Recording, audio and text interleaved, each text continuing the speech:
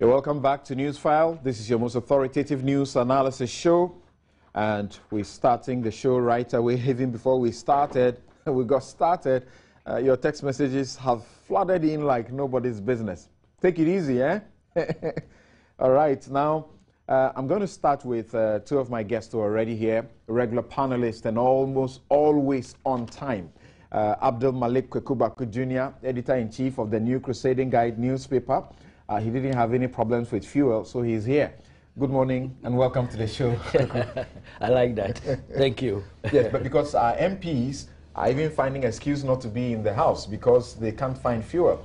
Well, I've always found excuses. Kofi Adams, obviously, you two, the reserves stocks have been released, so you have access. In fact, you have a privileged position as far as fuel is concerned. I mean, so. Kofi Adams, welcome to the show. It's been a long time. We haven't had you on this show. Thank you. Right. Kofi Adams is Deputy General Secretary of the NDC and a board member of the BOST. Are you still a board member of the BOST? Yeah, sure. Okay, it's the MPA's board that was what? Reconstituted, not the BOST, All the boards were reconstituted. Right. Almost all the petroleum boards are new boards. Right. Almost all. Okay. So you were not a casualty. Oh no, I'm now entering. I wasn't in the old board. If there is anything like old, right, I wasn't in it. Right. Welcome back. That's a surprise. Because one time I thought you made an intervention, here on the show. That was the new. The new board was inaugurated on the 14th of February. They had been constituted but not inaugurated. No, it's been inaugurated. It's been inaugurated. So your intervention was on the basis of your membership? Yeah, my membership for the board. Okay. That was after 14th February. Thank you very much. Inaugurated. Now, joining us shortly, the Honorable Kennedy Ohene Ejapong, MP for Asin North constituency. He's MP for is an MPP MP, and he's a philanthropist. You know him. He's a major financier of the New Patriotic Party, and he has very serious issues with the development in the party presently. Also, a very good friend who inspires me from afar off, especially from the way he manages the media. He doesn't tolerate lazy journalists and people who do not know what they are about. Randy Abbey. He is executive committee member of the GFA. He's a journalist. He wears many hats. Thank you very much, gentlemen, for coming to the studios. Now, let's start off with the Black Stars.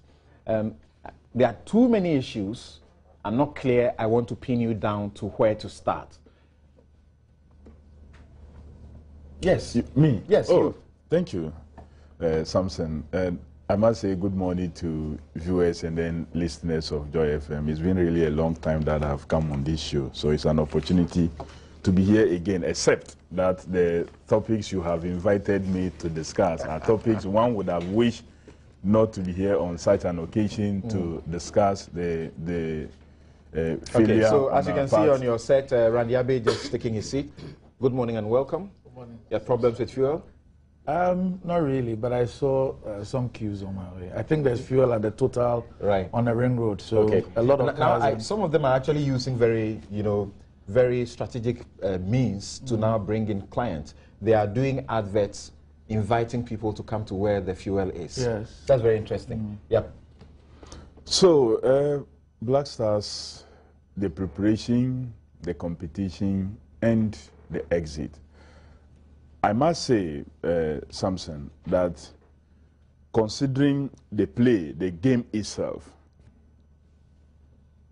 knowing what I know, I would say we did not do badly. Playing against the US of A, you realize people saying, oh, we played so well, but it looks like there was some technical hits some way, somehow, that maybe if we had done certain things right, we could once again have beaten US. Then our second game against Germany was also another masterpiece. We did play so well, and I wasn't surprised that we got a draw. The last game itself, even though we lost, you can't still say that we did not play too well. However, despite all these good show on the field, because of many happenings outside of the field, it has resulted in a lot more discussions. and a lot more interest and a lot more feeling that the team did not do well. People have asked many questions, and I'm happy that Randy is here because he was part of the 2006 and 2010 World Cup preparations and the participation. We may have to know how many officials have almost always accompanied the teams to such competition, and what has been the behavior, what has been the preparation. Is it the norm? Why they change? I heard that this time around the GFA chairman himself chaired the planning or so committee, and what was put in, what happened in Germany, what happened in South Africa that did not happen here, in terms of even payment of their appearance, is it fee or whatever, whatever they call it. What was the agreement before? Why did they have to now become cash or we don't play? What? Because I remember the day they had a friendly against. Now they have got that cash in their hands, but we are hearing that they have some difficulty. I'm happy that you may have gotten some diplomatic clearance as Ghana to bring it in and then take the money in. But now how to take the money out of Brazil is a problem. Yeah. Either they have the option to open accounts, keep the monies there, and transfer them through those accounts, or they have to cede off about 17,000 of that money by way of taxes before they can take the money away. I think I'm happy that this has really come, and it will serve as a lesson to future persons when they are at such international level that will feel that let's hold the country to ransom and force it to do things that even sometimes may be considered as not right, not legal, even against our own laws, because we feel if we do so, they will be forced. What is happening now will be a wake-up call to them. I was on a program with Honorable Obi Amwa, and he mentioned this to me that in 2006, same thing happened about some officials.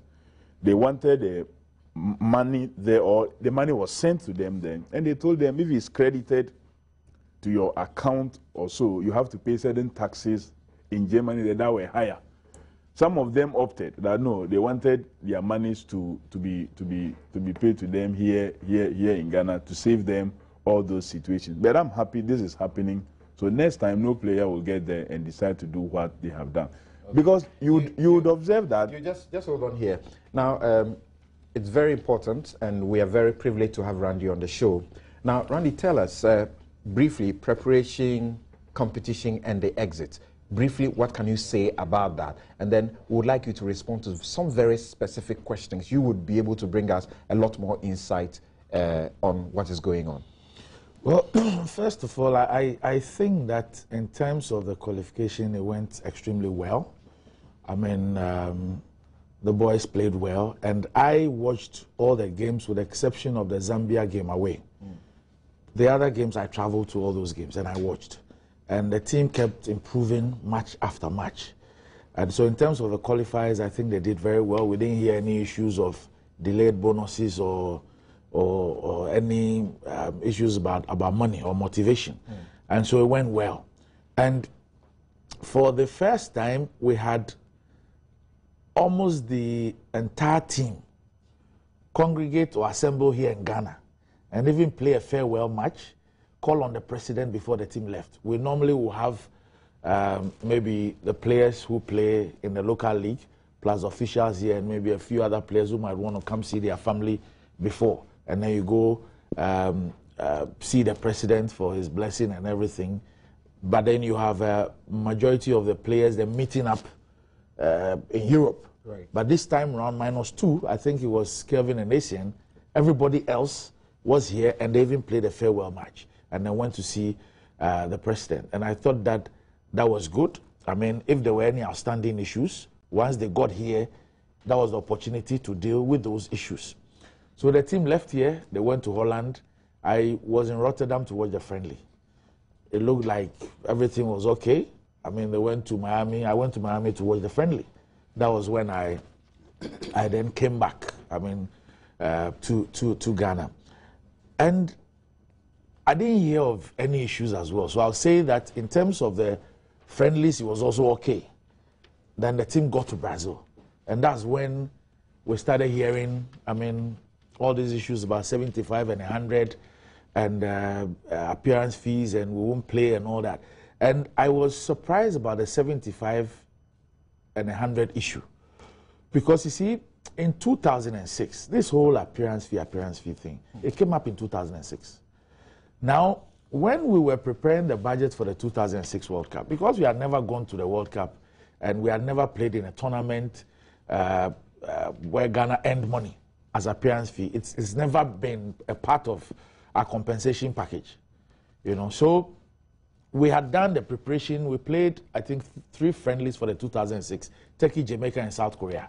So the last one was against was South Korea in Scotland. On the eve of our departure to Germany, then the players called for a meeting.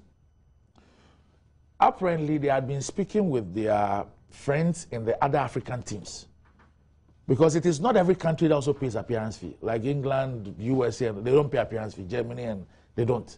But it looks like the African teams and a few other teams pay that appearance fee. So they are speaking with their colleagues who were in those teams, and they are told them the kind of compensation packages that they were taking from their respective governments and associations.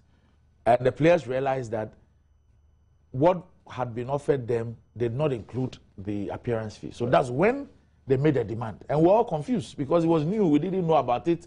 We had presented our budget, which had been approved by government. It was basically winning bonuses and then per diem, you know, for various stages up to the final. That's how you do the budget. So we had to call Accra. Then I think it was Education, Science and Sports. So Papa Uzankuma was the minister, and Honorable Biamwa was the deputy minister in charge of sports. So back and forth, back and forth. We had 2 options. You see, the appearance fee is what FIFA is giving you. For example, with this particular tournament, it's about 8 million or 8.5. I'm not too sure of the exact figure. It's either 8 million or 8.5. Out of that, FIFA is giving each country, all the 32, each country 1.5 million for preparation to enable you prepare well before you get into the tournament. Now, after the World Cup, and then if you move on to the second round, I mean, there's additional money. You move on. Every round you go, there's a top-up. So the further you go, the more money you make. Right. And so the players also take the appearance fee per stage, per what is available per stage. Now, the only issue here is that FIFA will pay you the monies after the World Cup when it has done a reconciliation of the accounts. And why would there be a need for reconciliation? For example, FIFA is taking care of 50 people in terms of their meals, accommodation, and they fix the particular amount that they are spending. So maybe they're spending $200 or $400 per person per day, which is your accommodation and the meals. If you go and choose a hotel, which rate is higher than that, it means that you have to pay, but you don't pay the cash. Right. So those bills will be submitted to FIFA, and FIFA will do all those deductions. So if FIFA is paying for 50 rooms at that rate, even if you chose a hotel which had the same rate, and then you had 70 or 80 people, and therefore more rooms, all those monies would have to be taken as part of the reconciliation. And then what is left, so you'll be presented with a statement of accounts. So what is left is what will be paid to the association. And this normally will take like 6 to 8 weeks after the tournament. But the players and officials will want to be paid in the course of the tournament. Right. So it then creates an issue of pre-financing. In 2006, there were 2 options. Either that government was going to pre-finance, and then when FIFA pays the money, we give it to government, or we'll go and borrow from a bank, and then once the money, and use the FIFA document as a collateral or something, and then when the money is paid by FIFA, we then pay back the bank. But the government option was always cheaper because there's no interest on it. Okay, you get what I mean? Right. So that's this whole appearance fee issue. Okay. Now the players' issue then was that, look, let us deal with this issue in Scotland, so that once we enter Germany, we're just focused on playing football, and there are no issues about compensation. How they all assembled for the first time in Accra, it was not raised. They went to Holland, it was not an issue. Went to America, it was not an issue, and became an issue in Brazil. I mean, contrary to what had earlier pertained, is what baffles me. Okay. So what I want you to do, hold on there. You're getting into the specifics and on the very controversial issue of the appearance fee. We'll come to that. But you're saying that generally the competition itself and the exit, what do you say? That the boys did a good job or they didn't do a good job? When we lost against America, I was with some friends, and I told them that we've lost this game. It's painful. Proud to the World Cup, I said that for me, we have to win our game against the USA to stand any chance of qualifying. I mean, that for me was non-negotiable, looking at the strength of all the teams in the group. You know, but I mean, after losing to USA, there still was a mathematical opportunity, and especially looking at the performance of the team, because I had never seen a Black Stars team at the World Cup dominate a game like that. We have won games, but we've always lived on the edge. We've always played high blood pressure games and all that. But these were games, at least the first 2 games against Germany, right, where we dominated. And the world was celebrating us. I'm telling you, you know, and I was convinced. I told people that, look, this team, if I look at about 85% of the team, I said the 2015 Nations Cup, if we provide the right leadership and everything, I see us as the team to beat at the next Nations Cup. Okay. Because, and I thought that Kwesi Appiah was managing the transition very well in terms of the players who obviously would be going out, and then those who will be taking over. Then just after the second match, I mean, it looked like they were undercurrents, and then things started blowing out, and we gave up in the third game. You know, the tournament started. Looking at the team's play, I was extremely impressed. Correct. But the world was extremely impressed, and suddenly that turned into global ridicule for the country. I played you before I started the show how the CNN decided to have a panel discussion and how they talked about Ghana. We'll move on to those specifics in the course of the show.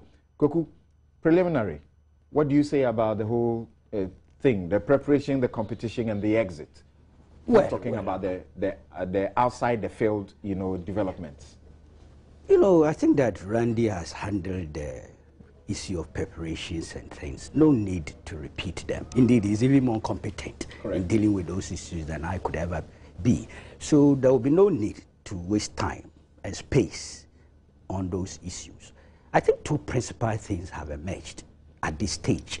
And if you will permit me, unless you think I'm digressing. Go ahead. One, the president's call for a probe of assault, and 2, the reshuffle that appears to have happened, or that has happened. Let me be very categorical. I think these are the 2 things. These 2 things reflect the fact that we actually generated huge mess with our participation in the World Tournament.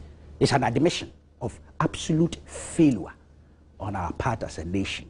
But we have to then specifically locate the lines of responsibility and the perpetrators of such a huge mess, unmitigated disaster. For me, that's where the focus is. We finished the tournament. We are coming home. Let the rest, those who have the technical competence, look at the other issues. I realize, and this is the first time, because I had heard people expressing some cynicism or skepticism relative to the president's call. But I've just read the graphic, and apparently he says, and I'm quoting from the Daily Graphic, page 3 of today's edition. He said, that's President said, as a result of the Black Stars elimination, he had asked that the Ghana Football Association to set up a committee to examine what went wrong in Brazil in order to correct the wrongs in future. So it appears the president's mode of investigation is through the GFA. Well, again, Randy may help us with clarity when it comes to football, and that is relative to FIFA regulations and all the rest. But I have a funny feeling that, you see, some of the issues that need to be interrogated really are strictly not football matters. When you talk of accountability, the public funds that are involved in this organization, I think they clearly come within the remit of the state and the regulatory authorities of this country. After all, and again, I stand to be corrected, the Ministry of Youth and Sports, are they not those in charge of the pairs? Yes. Yeah. Aha. So if that is correct, and they do disbursement, well, GFA may submit accounts as to what they did here and there. But I believe eventually those accounts are subject to the Auditor General's scrutiny. Yeah, but in this specific case, any monies that are released by government are handled by the accountants of the ministry. Thank you. So what the FA does is to just submit per the budget its requirements. Yeah.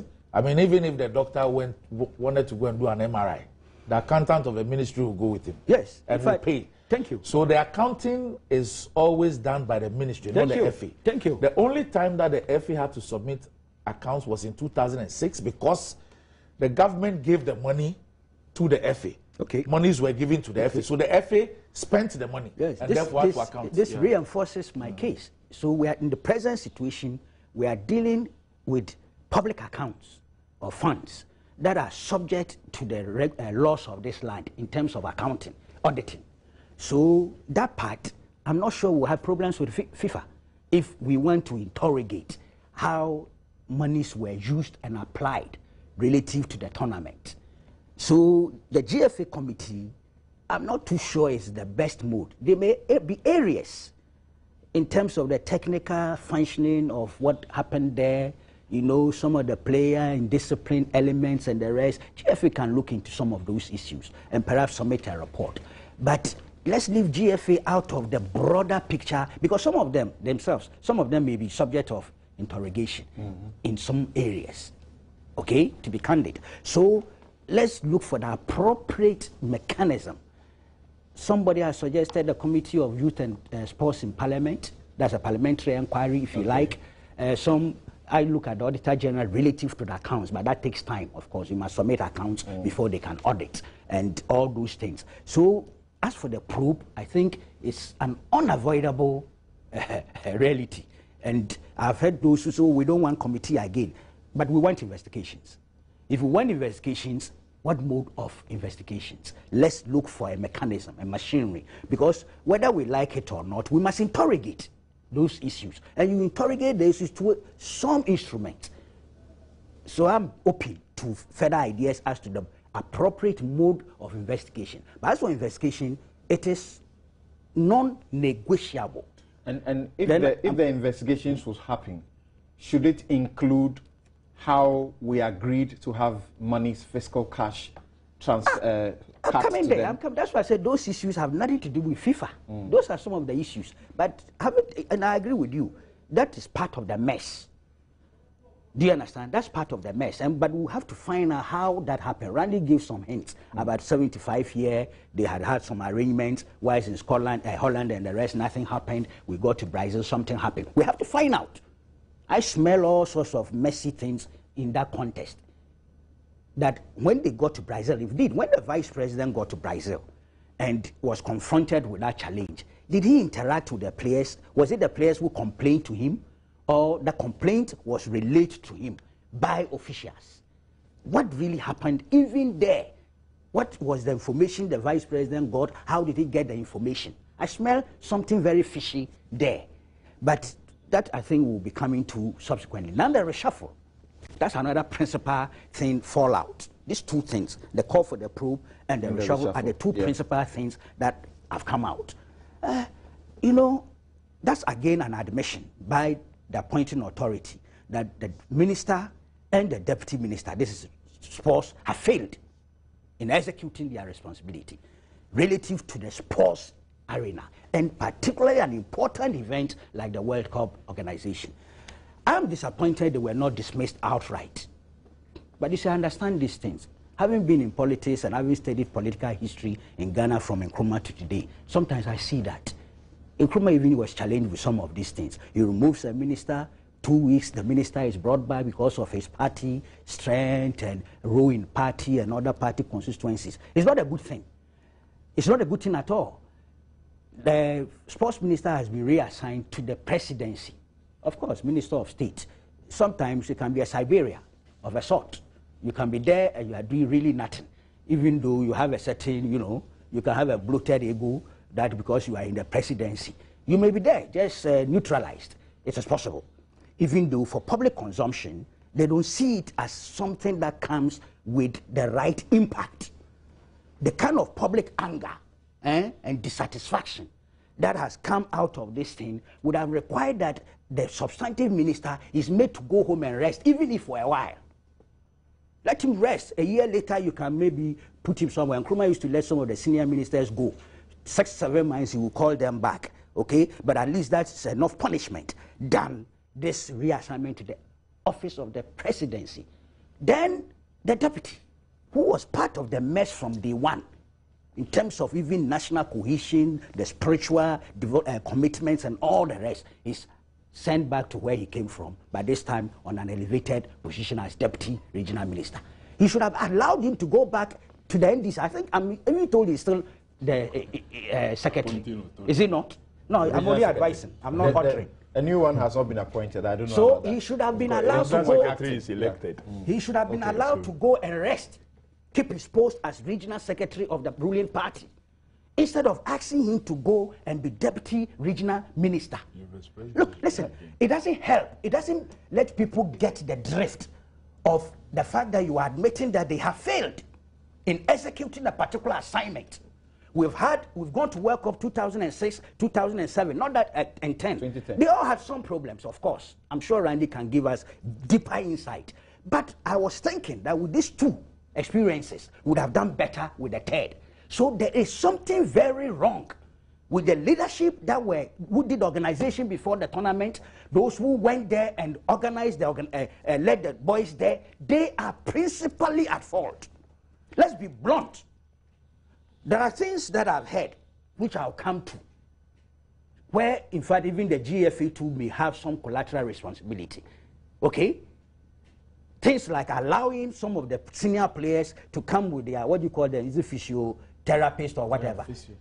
3, Sule, if I'm wrong, Randy, you can correct me, Sule, Kevin, and Asian, they had their own therapists with them, didn't they?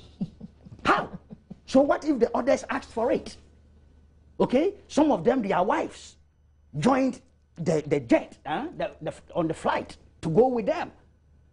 What if the rest asked for such things? These things breed indiscipline, breed division. So there, GFA, the management that was on the ground, and some of the political appointees had problems. They formed 6, 7 committees. Some of them were there. Look, my brother, as late as Wednesday they were sending 75 people. Really? Yes. And I'm told they didn't even watch the match. When they got there, the match was ended. The day of the match, you were sending 75 supporters from Kotoka Airport to Brazil? That's crazy. Apart from the fact that the 600 or so you had sent there were having serious accommodation and other difficulties. Look, this is an absolute mess, unmitigated disaster. The president ought to have fired those guys without any sympathy. Kuku, sorry, just hold on briefly. Now, I'm being honest, I'm very irritated. I get you. There are a lot of Ghanaians who are also very disappointed and would share in your anger. Now, Randy, Kweku is talking about specifically locating the perpetrators of what he calls the unmitigated, disaster, and having them to take responsibility. He's talking about the reassignment of the minister and the deputy minister and says they ought to have gone outright and not reassignment. What I want you to help us understand is this. How much in allocation of the blame, how much should go against the ministry and the FA? Some would say that the ministry is simply just a facilitating role that they played. Well, I think that there are roles and, of course, there are responsibilities in all these things. The FA was directly in charge of the team itself. And so if some decisions taken by the FA created problems, I think Kweku mentioned the issue of the officials. And it was one of the issues that came up. I mean, when it was reported to us, I think our last board meeting before the team left for the World Cup, that's when we were informed about Kelvin's physio. And when we inquired, we were informed that it was part of the conditions he gave to return to the team, that the physio would be a part of the team, the physio would be entitled to the allowances that the technical team is entitled to.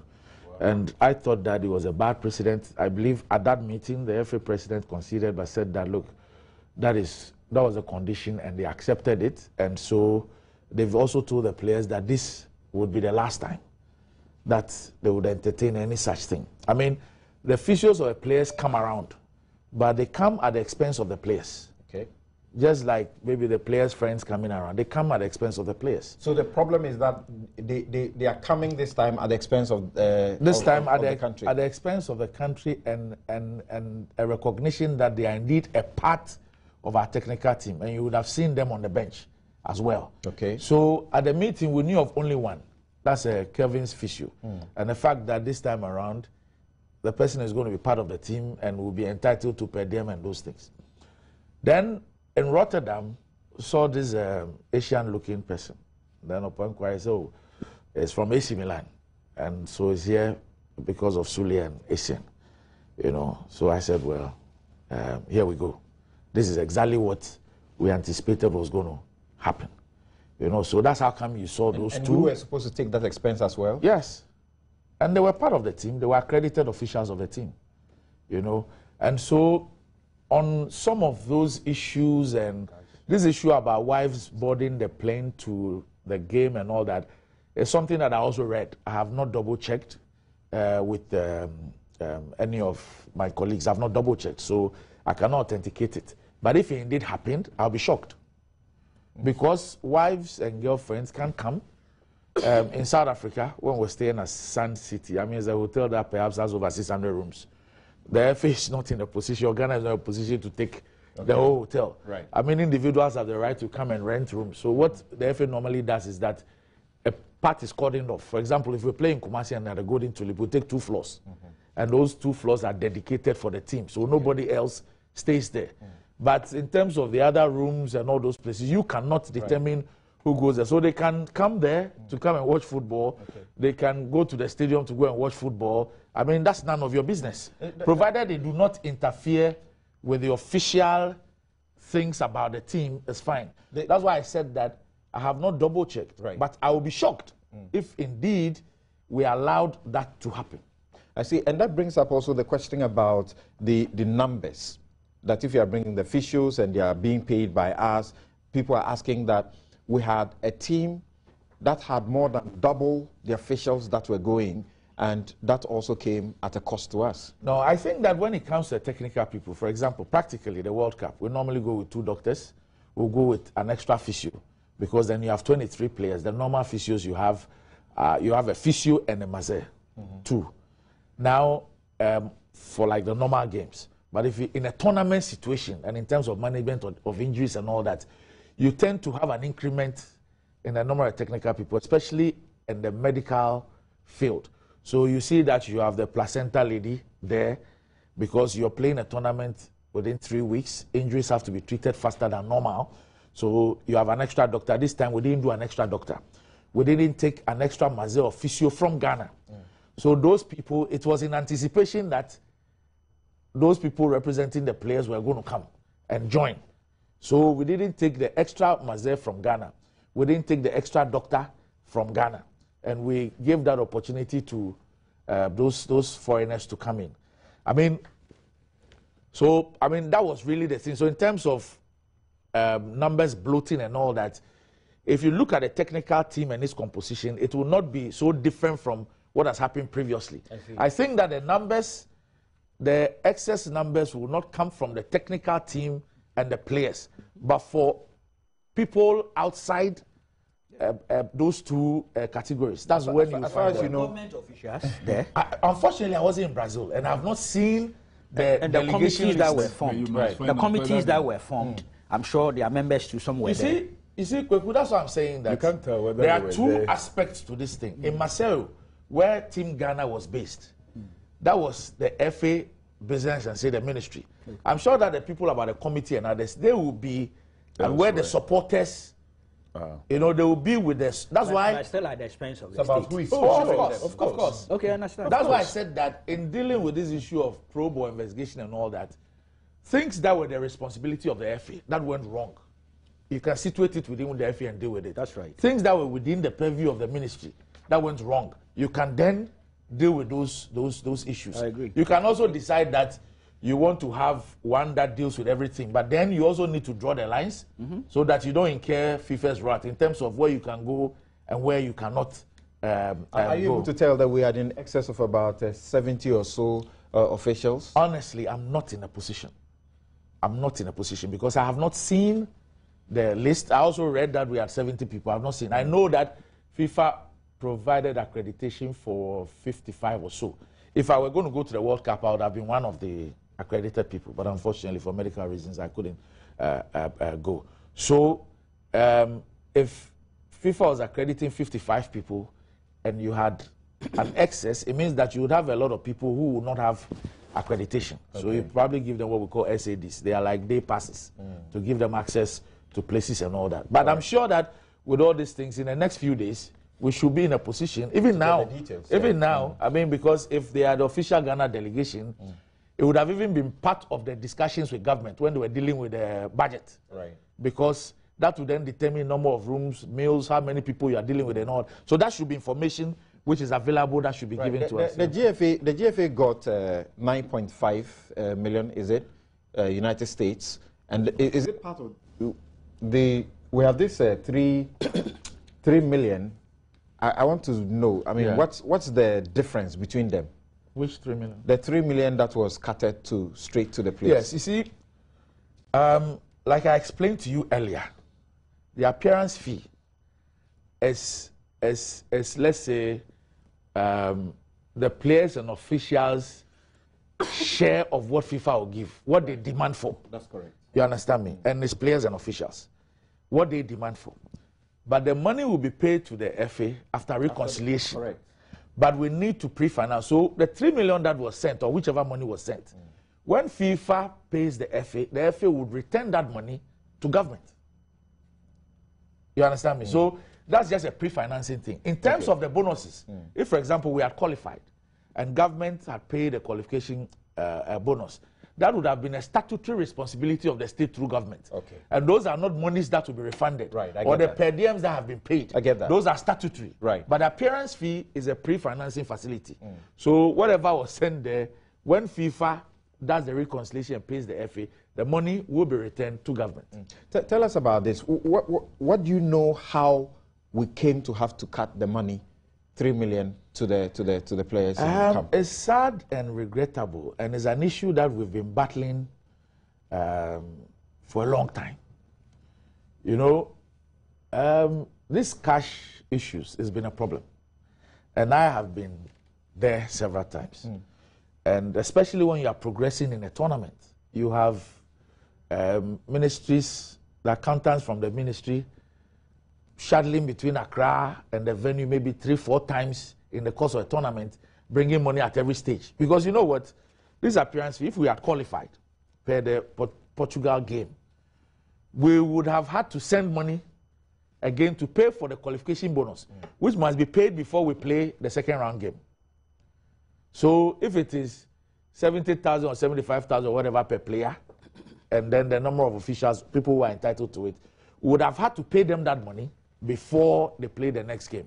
But the GFA had a contract with Unibank, is it not? Yes. That these monies will be paid on a card and available to them. In fact, there was a press conference where the FA announced that would be the mode of payment. Correct. And so they opened accounts for everybody, all the players and all the officials.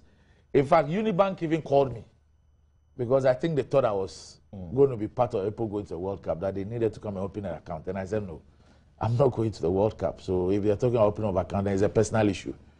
And so I didn't. So they even called me. So the question is, what happened? We abandoned this and then had to carry the money? Unfortunately, that is what I am not in a position to say, because I wasn't there and I don't know. You know, it looks like a lot of things happen between, say, Miami and Brazil. You know, that requires answers, because we were told about, if you read yesterday's Daily Graphic, if the quotes attributed to the president of the FA is true, then he says that it is the players who said they didn't want that arrangement any longer. If the quotes attributed to him were correct, then it means that they got there and the players said, we will not agree to what we had agreed on earlier. And if that were the case, what then was the position? I mean, should we have succumbed the way we succumbed, or should we have insisted? That's a bigger question. Should we have insisted on doing what we believed was right?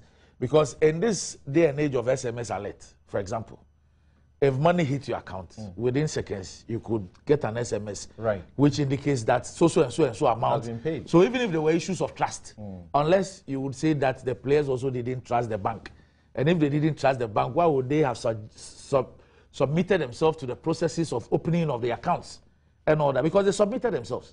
You get what I'm saying? Right. I'm sure minus maybe the two who didn't come to Ghana.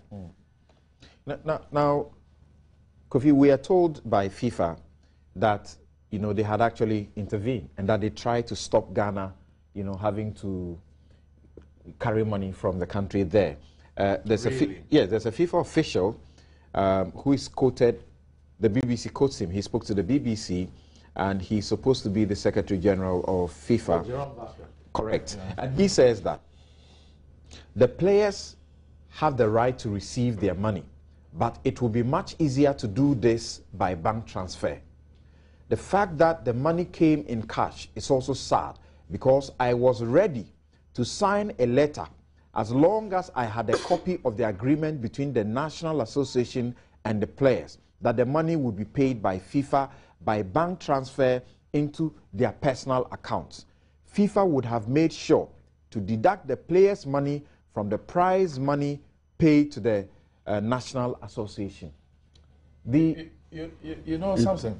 You know what? I think that what he said here gives us, it gives us a solution, straight solution for subsequent tournaments. Right. Now it is telling us that if it is about the appearance fee, which I said is a FIFA money, then you just give us a copy of the contract with everybody, officials, players. And then, like the deductions they make for all the other expenses, they will do that, and then FIFA will transfer it directly. That also then takes away maybe issues of trust or mistrust, if there's any. So moving on, this provides a solution. But then it only deals with the issue of the appearance fee. Okay. Now we have to, as a nation, insist that, look, this will be the mode of payment. And it's not just Black Stars players. Okay. Even under 17, we're still doing cash. That's how we've been doing it for years. You understand me? Right.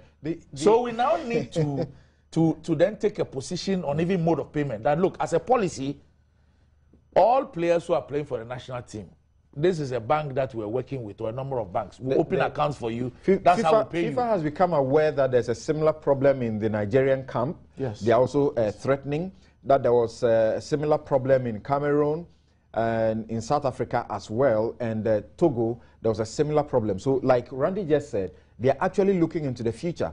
And the Secretary General is saying that future World Cups will ask the national associations to provide them with their agreements with their players to make sure that this kind of episode does not happen again.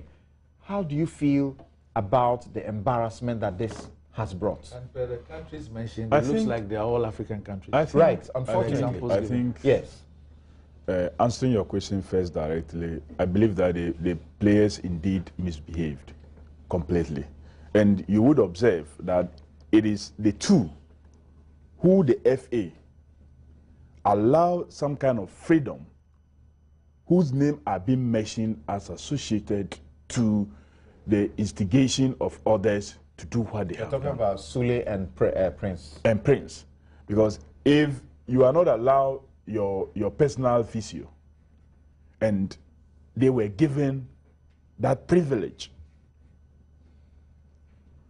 subsequently, they will be asking for other things, which has been agreed on earlier, because it is also these two who were not in Accra. But you realize that this issue had nothing to do with the fracas.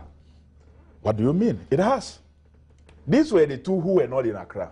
I'm talking about the issues of their personal officials being in camp. I am telling you had nothing to do with what happened. It used not to be the case. They asked for it. They insisted it's part of the condition before I will appear. The GFA fell for it. So they know that if we force and pushed, they will always fall for anything. And these are the two who were not in Accra. I didn't know whether you observed the friendlies that was played between them and then the home base stars at the Accra Sports Stadium. Unibank was there to do a ceremonial presentation of their MasterCards, because there has been an agreement between the bank, the GFA, and the playing body, including possibly even the officials, that this is the way we're going to pay your bonuses, you're going to pay your appearance fee this time around. I'm sure they have tried the carriage of cash in the past and has not helped. So this time around, an improvement should come in. If the players have allowed the payment of money to be done through the bank transaction, I don't think that the country would have been ridiculed the way it was, as you indicated, being discussed all over. Do you blame the players or you blame the leaders? The leaders who had ministers there who had immediate recall of what happened to Malamisa when money had to be carried, physically. That is why they didn't carry the money when they were going there. If they had carried the money when they were leaving Accra, that this is the way we are going to pay, I would have had problems with the ministry. We have our own exchange controls here in this country. Are you saying that the president who spoke to the team and intervened was not aware that this money was going to be sent? Are you saying that the governor of the Bank of Ghana was unaware that we were breaching our laws? Did you read the report from the FA president about what was happening in the camp? That they decided they would not appear for the last match. There were two things. We had a choice either to say, okay, we will not pay you, you can decide to boycott. We had that choice. But between that and paying them, which one will Ghanaians go for? Which one will you go for immediately? I'm sure everybody would have loved that we have our Black Stars playing against Portugal for us possibly to be able to qualify to the 1/16 stage. The GBA issued a statement what I'm saying, and said that we ought to live in a country where there is equality before the law. There are business people in this country who are struggling and suffering to abide by the Bank of Ghana regulations. Indeed, they are. Why should the footballers be treated differently? There are many other persons who are also struggling. There are many other persons. When you go to farmers are struggling, teachers are struggling, everybody is struggling. The ministries themselves sometimes are struggling to get things done. So the issue of struggle for me should not even come at all. Okay. I've seen headlines. That talks about we've gone to give money to Black Stars when other departments and agencies and other things are really suffering. I don't like that type of argument. We had approved the budget. Yes, we knew that we were going to spend that much money. Right. We know and the money we are going to spend. So to be honest with you, it is about the publication of sending the money. But I am telling you that we have been carrying monies in excess of what we are talking about today. We've been doing it. And in tournaments when we progress, look, this tax thing you're talking about, do you know it became an issue in South Africa? Were written to by the tax authorities in South Africa. That look, it's come to their information or their notice that the players are being paid bonuses and these were the amounts involved. And apparently they were scanning the media and getting the reportage of the Ghanaian media on how much the bonuses were. And if you recall, I always had a problem with the media because I always resisted mentioning specific sums. And they thought that I was keeping information and all that. So the tax authorities wrote to us. And they mentioned the figures that has come to their attention that each person earned ABCD. And they calculated what they thought was going to be the tax. So we had to get back to them and tell them that, look, it was only per diem that we paid to the players, and it's $100 each. So if they want to calculate the tax, they can calculate it to $100 a day. Okay. So Samson, that is where I've been talking about that. If you look at the arrangement that was put in place, perfect, excellent, that we're not going to pay you cash. We're going to pay you through this system for the first time. And so it means also because the law does not allow that you carry this cash to you. I don't know whether it's because the law does not allow or because a sponsorship was arranged with the bank. That I do not know. There are always exemptions. Because there are exemptions. When it comes to situations like this, you can have exemptions to be able to pay players. Because there was even an argument that they should even be paid in cedis. That exemption, they were exempted from being paid CDs, and then they agreed that they will be paid in what? In dollars. So it was the forex account that was open for them. So they are exemptions. And even dealing with the appearance fee, there could be a case for payment in dollars because of the fact that, look, this is a percentage of what particular money that is coming. Then you can make an argument on the bonuses and those things in terms of CDs and all that. But you know, for me, my problem has been the part of discipline. I thought that they could have stamped some authority earlier. You know, when you want to discipline or punish somebody, timing of punishment is key. If you time it at the wrong time, it could have a different psychological effect on the team. I thought that the timing of the punishment was absolutely wrong. The severity of it we can look at.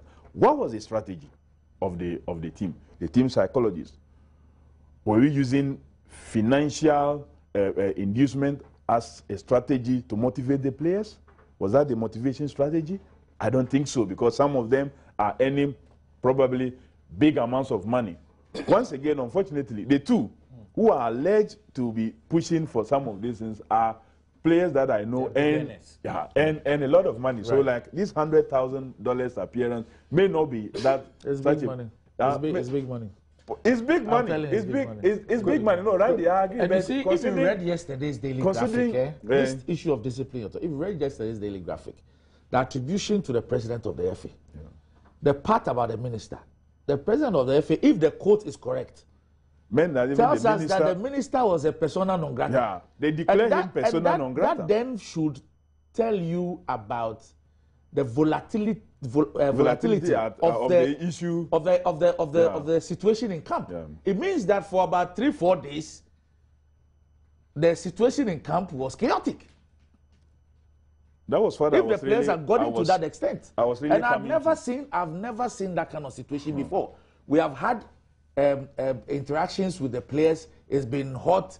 Tempers have gone up, but it's never degenerated into situation where people are being banished and people are being attacked. Let me just conclude. In concluding on this point, if the minister who is leading the team as the head, for that matter there, is declared persona non grata and cannot even have an interface with you, what more were we expecting the minister to do in such a situation? That is where I disagree with Kweku, that if he says that the minister completely messed up. If you have a body that is not ready to listen to any reason, including even FIFA's own position, that wait, let us get the agreement between you and the FA, we will. I think you are getting the FIFA thing wrong. No. FIFA is not saying that they intervened in the matter. They are not saying that. That is what he's saying. That FIFA intervened. That they were. He said they were ready. Yes. To sign a letter if they had been approached. Of course, they had been given the opportunity to do so. Of course, but that was not also agreed. No, we never. That is not an option that we pursued. So GFA did not pursue the FIFA option.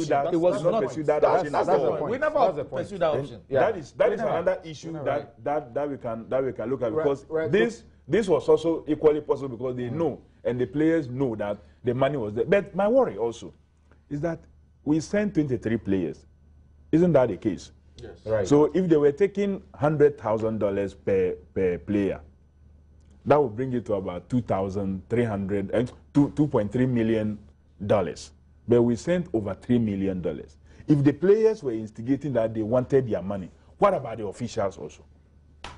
What are you suggesting? Couldn't the officials have asked that ours be paid through another system to show a good leadership?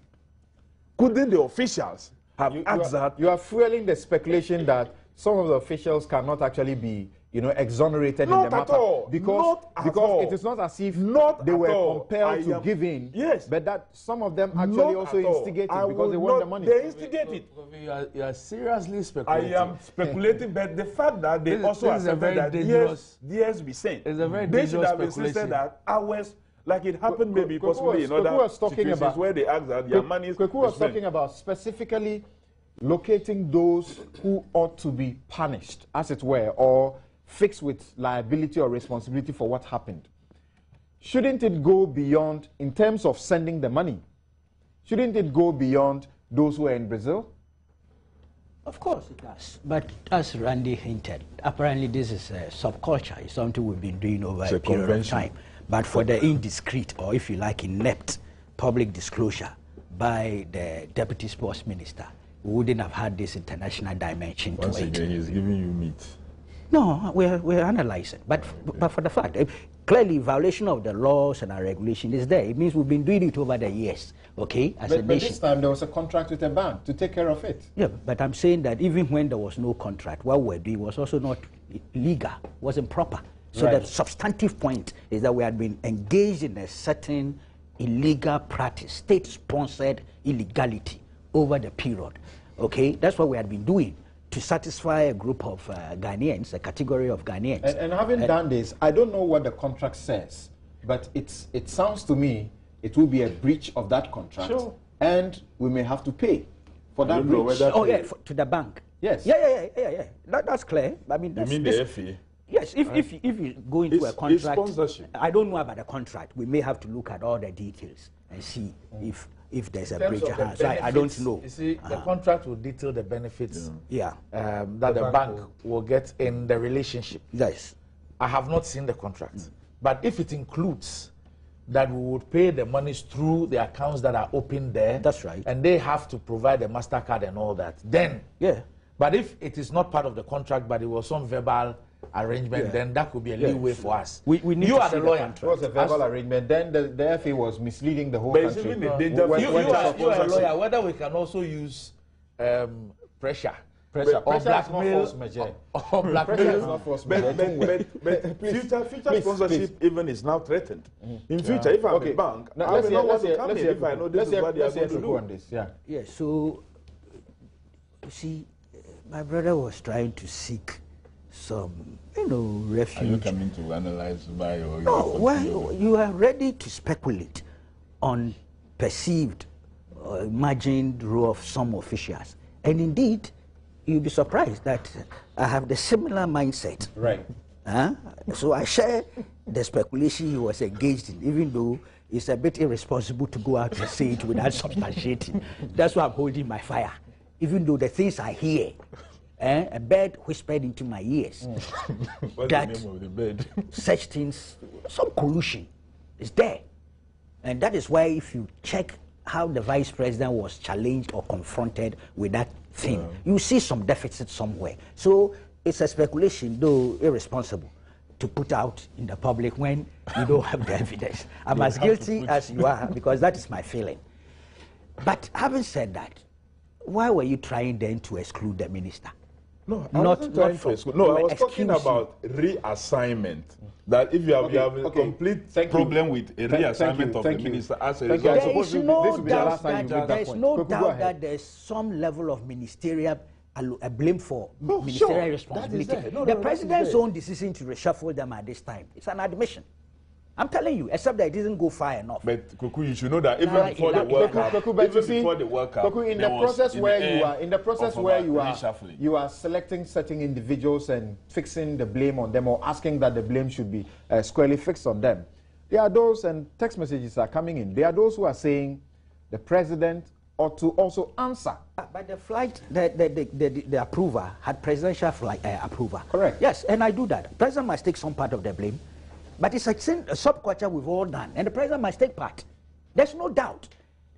There's no way the money, those I'm told, it was after all not even in a bullion van or so. I may be wrong, but I was told that nice suitcases also when somebody spotted the suitcases being sent to them. I mean, the money's always come. Every president will know that the money will go. The presidential jet, the announcement, the presidential jet that sent the money, without the president's approval, you can't use the jet and take the jet because that is the convention. I'm told a TV station in Brazil, a TV station in Brazil did a live coverage of the TV Global.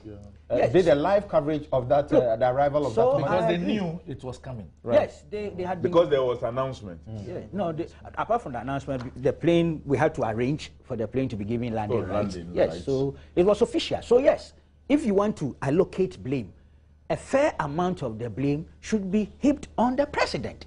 Why should I run away from that? But I don't run away from that. Kofi is asking that what would you have said if the president had refused and the players, stuck to their guns not to play? Look, to be honest, I'm a football fanatic. Football is almost a religion, and I'm one of those who's in that contest. With the benefit of hindsight, it's easier for us to do this kind of analysis. Okay, I agree. But clearly, maybe we should have called their bluff. I don't know what the implications. Hell no. Let Randy tell us what the implications would have been. Could FIFA have sanctioned Ghana if we didn't take part in the third match? Sure, you'll be sanctioned. Yes, look, and so what? You'll be sanctioned. So what? The sanctions do not respect what the original arrangement had been. You see, that the players were seeking to have breached. You see, first of all, that is your internal matter that you fail to resolve, for which reason you have failed to turn up for a game. You understand me? So your internal issues will not be an excuse as far as FIFA sanctioning you is concerned. But as to whether indeed the players were going to take that decision eventually is another matter. Okay, let me share with you a few of the messages that have come in here. The leaders who were on the ground. Okay, Kwame Inteshi said, shouldn't the president be held responsible for the actions of the minister, since he is the commander who gave the orders? No name, you say, the appearance fees paid, is it for preparation or to be distributed to the players or for the development of sports in the country? Oh, it's their money. They are going to play, and you need to pay them that first. And okay, that's why someone is sending this one in from Techiman. You say, what happened in Brazil is a build-up problem which some of the players have been forced to accommodate, and it's time for them to let it out. We are out of the tournament because some people from the FA and government officials have used Black Stars as money-making avenue, and Sule Muntari was right on that. Do you know, almost every Ghanaian was happy after we were kicked out? No, I don't know about that. That was very sad. Maleke Nadisco says that without, is it in a, are you in a disco? Okay. He says Kweku Bako and Kwesi Pratt being part of the so-called committee. In fact, if one of them is not made the chair of that committee, then I can bet my father's, okay, the committee is dead on arrival. From history, without these two individuals, nothing will come out of the committee's findings. Bam. Of the committee of inquiry. Yes, if it is formed, then you and Kwesi I don't have the competence for that. There's Gastman in Takrady. He says something. What really went wrong? The most annoying thing about the whole situation is about the so-called ambassadors who were paid to go to Brazil. Is this government serious? The money spent on them could have been used to pay the book and research allowances of polytechnic lecturers who are on strike. Nana Wusu says that, from Rollins Park, says, Ghana has disappointed us. I am a Vuvuzela distributor, and I spent all my money on importing Vuvuzela, but the Black Stars have shattered my dreams. Fire, go burn them. Issa in Prestia says, what happened to the Black Stars is a shame, and Ghanaians are very disappointed in the officials, the management, and the players as well. Heads must roll. Okay, the heads are being changed. Entry Al-Hassan in Techiman says, good morning, Samson. I think that all the people who were involved in this disgraceful act, and even the Minister of Finance and Governor of the Bank of Ghana, should be sacked and not reassigned. Presently, President Mahama, I believe, has totally lost control of the country. And Damiri Issa says that the Stars' poor performance is an enough indication that the government is professionally incompetent. The Deputy Minister, Joseph Yamin, must be sacked. Thank you. Too many of the messages in there, and you're just saying that their performance was abysmal. I don't think so. Okay. Randy, there are those who are asking, what was the wisdom in looking for so much money to sponsor the so-called ambassadors? Unfortunately, that's not a question I can answer. I'm sure that those who took the decision, because it was not an FA decision. In your opinion, yes, was it a wise thing to do? Well, and the sponsorship that was sought for them, for each one of them, they were going to have to pay something close to almost 20,000 or so, more than 20,000. Really? Yes. And what were they going to do there? They were supposed to be ambassadors. They were supposed to go and I don't know what their role would have been. It doesn't make sense. It was a useless thing to do. What do you say? For me, I think the whole football administration in this country will have to be looked at, because I'm aware.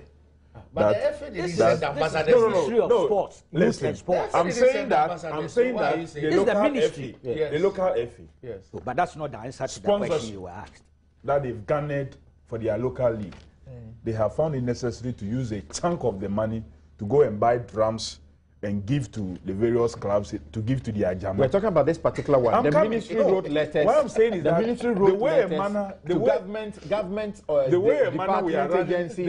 way soliciting funds. The way we are spending our funds, there's a problem with it. And I'm saying that in Ghana here, the FA has found it necessary. The money they got, instead of putting it for the various teams to be able to improve the league, they have gone to purchase dondo and things and ask the teams to come and collect dondos from FA office to go and give to their. The direct question to you is that now you understand the wisdom that went into getting ambassadors for the tournament? It depends on what the psychologists of the team will recommend. I am not in their shoes, but I do know that if I'm doing something, for example, when I was a student and I'm supposed to go for a quiz competition and I spot one of my teachers in the crowd, I get so happy. I don't know. Decisions and the movie. That was not a decision by the FA. So I am always saying, but it's important to talk about what the FA is doing locally also, because at the end of the day, that is what carries. On another day we can discuss it. But it's wrong. I see. That's a smart way of dodging the question. What do you say? Now they are in Brazil, and we understand that taking the money out of Brazil is a problem. They either open an account. That's what we are hearing. They either open an account and get the monies transferred electronically through that process, or they would have to pay $17,000 as tax on the money. Even after they have paid they cannot even exit with it, because there's an amount you cannot take through. The tax is one thing. You have to pay the tax. Yes. The tax they will have to pay. Yes. They will have to pay the tax. But taking the money out is also a problem. You will have to take it through a system. You cannot take the cash. So if you're in a position to advise them, what will you tell them? Well, it's education. A negative experience. They've learned their lessons. That's good. I'm happy with that. But you see, it's all because of that inept, indiscreet public disclosure that has created this. Because over the years, I'm sure these things. It did it. So that is what I can speak for the last 10 years. But carrying is not only Ghana. Many other, especially African countries. They all carry. You know, why? So you feel this? That's why. You see, that's why. Continue with this. Somebody has said that, and it's always been a problem. Even the officials who carry the money, the risk they go through. Yes. That's why we were all excited when we heard of the Unibank arrangement, because once and for all, we had found a solution, and if that were going to be replicated with respect to all the national teams and even other sports associations, then we would all be sorted out, be free. Even in the case of government, I'm sure that government, we all use our Visa cards. My Visa card is linked to my city account. Anywhere I travel to in the world, I use it. You get what I'm saying? And we all thought that, look, once and for all, a solution has been found. Only for us to hear that, according to the FA president, the players said no. So some of them may be calling you, Randy. What do they do when they can only take out of that country only 20,000, and they are holding 100,000? I thought they said if they have 100,000 and they pay 17,000 as tax, they can take their money away. Oh, is that so? Yes. I see. Yes. You either pay the tax and take your money away, or you open an account and transfer your money. Even if they open an account, they still have to pay the tax on the money. My understanding is that really, if they pay the 17,000, they can take all of the money out. Money away. So you pay the 17, you carry your 83. You know, and over the years, you know, there's been this outstanding issue of players paying taxes on their earnings. It's been a battle. Right. You know, it's been a battle. Back and forth. Internal Revenue, now Ghana Revenue Authority and the FA has been in all sorts of things. At a point, they even went to garnish a GFA account. I think it was after South Africa 2010. You know, it's always been an issue. Maybe I was going to ask So about that. Did they pay that tax? Disclosure, they would have been hiding these dollars in their bags. But see, I'm saying that, I'm saying that all these years. So you can imagine a tournament where we probably get to the final. That's right. Or we get very far. Yeah. And Like we've paid, we keep paying them cash from stage to stage. Yeah. So you can imagine the amount of money that they have on them. We beat immigration. I think another issue we have not interrogated also is the amount. Wow. I heard before they left, they agreed for 75. How it changed to 100 is also another issue. The realm of your speculation. The answers are there. Let me just take a few more comments. And this one is coming from, is it Darko or is it? Okay, there is a Yaro who is saying, Yaro in Akwatia, he says, Samson, I'm very surprised by Randy Abbey's comments that he has not seen the contract with the bank. I thought he is an executive committee member of the GFA. Is Nyantechi hiding something? What's going on? Well, first of all, at the level of the executive committee, we will be informed that we've signed a contract with a sponsor. This is what is involved. But a contract was not brought to us to look at and interrogate. A contract was not discussed at the board. Okay. It never happened. So that's why I say I don't know what the details There's are. already some discussion that Kwesi Nyantechi should go. Wow. Through an election or what? Of course, there's a process by which he can be asked. Their first election is next year. Yeah, so they should wait. Already with the match fixing issues. Well, and Randy's name has come up in most of the discussions on social media. If you want him to go, start campaigning for his exit through the democratic exercise. Of course, that is the only unless exercise. you have some concrete evidence of a criminal. Now, don't forget that additionally, whilst he was there, you know, the English media began to circulate this particular video in which he's alleged to be involved in a match fixing. I am absolutely dismissive of that. Where's the evidence? Where's the evidence? You can't easily So dismiss we are it, supposed to just pick what the British newspaper has said and run with it. You haven't seen the video? What does the video He say? himself. I mean, please, let's exercise some caution relative to that matter. I think that we need further details. Yes, we should exercise Before- questions, but we should ask the legitimate questions. Yes. Yes. And he's been responding. Yes, what was the interaction that he was having with the officials? So what do? We want it investigated further. Sure. We are not going to say because of that exit. Oh, no. Is that what we are saying? No. Because the question was about exit. And I'm saying that exit, there are procedures and processes that you can undertake. In any case, if the elections are next year, Unless he decides to resign. to exit, yes. Which some are doing. Some coaches and teams are exiting on their own. Some officials are exiting. That's a voluntary matter. But that particular incident also got Ghana in the news in a very bad way. Just hold on quickly. A very bad way. Just hold on quickly. I thought that we should wrap up and move on, but let me just play you that particular video that was divulged by the English media. So why don't you arrange matches? Let's say there should be an experimental period. Fantastic. To see how Yes. you do your work. Yeah. Were you happy with the contract apart from addressing the point? Yeah, these are the issues that go with it. Yeah. So we can work on that with a trial game.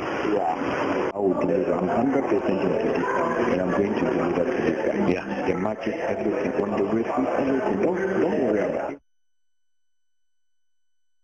Watch the full footage.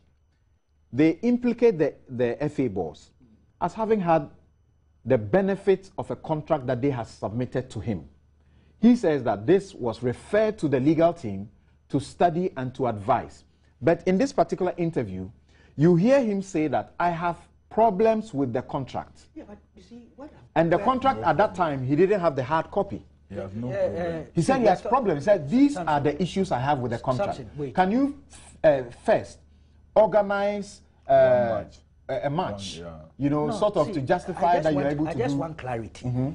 Contract about what? To fix matches? And that's documented? And that ought to be asked. No, but that is weird. Listen, contract to fix matches.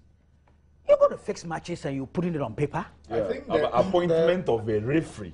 That's no, but I don't get it. Why contract to fix matches? Okay. So what let's does the contract say? let's take it one after the other.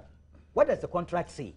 Have you seen it? The people who What's put the out main the story, features of the the people contract? who put out the story, call him the agent provocateur, the guy who secretly did the Anas kind of job and got them to commit themselves in the manner they have done. The story they have put up is that this is what the contract was about. Yeah, but so where's the Match contract? fixing. Have we seen it? Match fixing? Yes. Put in documentation? In the form of documentation? Yes. Match It fixing? could be an illegal contract, I mean, yet watching the thing, I don't know. they are talking about a part of the contract which states that the agency, those guys, will be responsible for the appointment of referees. And it is something which determine the outcome of the game, the way you want it is something which is frowned on by FIFA. Right. Yes, Now, and if why the would somebody put that in the contract? When it is a clear violation of FIFA statutes, somebody would still go ahead and sign the contract. But that was You can have secret contracts. That was the intent of the people. You see, what we are dealing with is that you do not have, we don't have a case of people who legitimately wanted to organize friendly matches. They were out to prove a point that these things happen. Right. So it wasn't as if they were people who really wanted to organize. They wanted to set traps. Kwesi Nyantakyi is a lawyer. Huh? Yeah, he is. Yes. And he will go and sign a contract that He's not signed the contract. No, I mean he will go into negotiating. No, he says that he has not read the contract. So maybe if he had taken his time to read, he would have seen that particular thing. He says he's not read it. I want to study this further because I find it a bit weird.